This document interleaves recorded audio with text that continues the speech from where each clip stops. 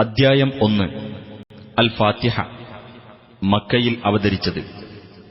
വിശുദ്ധ ഖുർആൻ തുടങ്ങുന്നത് ഈ അദ്ധ്യായത്തോടെ ആയതുകൊണ്ടാണ് ഇതിന് ഫാത്തിഹ അഥവാ പ്രാരംഭം എന്നു പേർ നൽകപ്പെട്ടത്.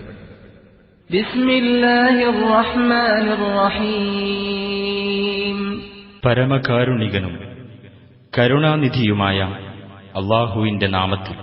അൽഹംദുലില്ലാഹി റബ്ബിൽ ആലമീൻ. സ്തുതി സർവലോക പരിപാലകനായ അല്ലാഹുവിനാകുന്നു. അർ-റഹ്മാനിർ റഹീം. പരമകാരുണികനും കരുണാനിധിയും. മാലികി യൗമിദ്ദീൻ.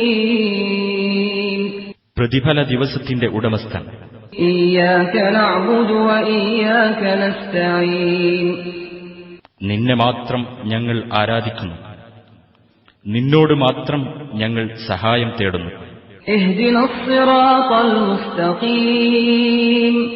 ഞങ്ങളെ നീ നേർമാർഗത്തിൽ ചേർക്കേണമേ. സിറാത്തൽ ലദീന അൻഅംത അലൈഹിം ഗൈറിൽ മഗ്ദൂബി അലൈഹിം വലദ്ദാല്ലീൻ.